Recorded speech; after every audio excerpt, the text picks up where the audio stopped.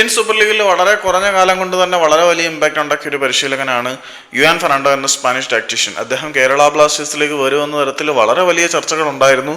മാധ്യമങ്ങളെല്ലാം ആഘോഷിക്കുകയും ചെയ്തതാണ്. അവസാനം ഗോവയിൽ നിന്നുള്ള മാധ്യമപ്രവർത്തകനായിട്ടുള്ള മാർക്കസ് മർഗലോ കേരള ബ്ലാസ്റ്റേഴ്സും യുവാൻ ഫെർണാണ്ടോയും തമ്മിൽ ചർച്ചകളൊന്നും ഇല്ല എന്ന് സ്ഥിരീകരിച്ചതിനെ തുടർന്നാണ് അത്തരത്തിലുള്ള റൂമറുകൾക്കെല്ലാം വിരാമം കുറിക്കപ്പെട്ടത്.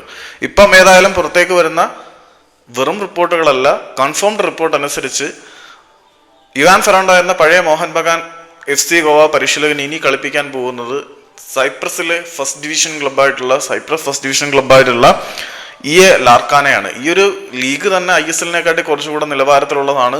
വളരെ മികച്ചൊരു ടാക്ടീഷ്യൻ തന്നെയായിരുന്നു യുവാൻ ഫെർണാണ്ടോ. FC ഗോവയിലേക്ക് വന്ന അദ്ദേഹത്തിന്റെ പരിശീലക മികവ് കണ്ടാണ് അദ്ദേഹത്തിന് രാത്രി മോഹൻ ബഗാൻ സൂപ്പർ ജയൻസ് തങ്ങളുടെ കൂടാരത്തിലേക്ക് ചാക്കിട്ട് കൊണ്ടുപോയത്.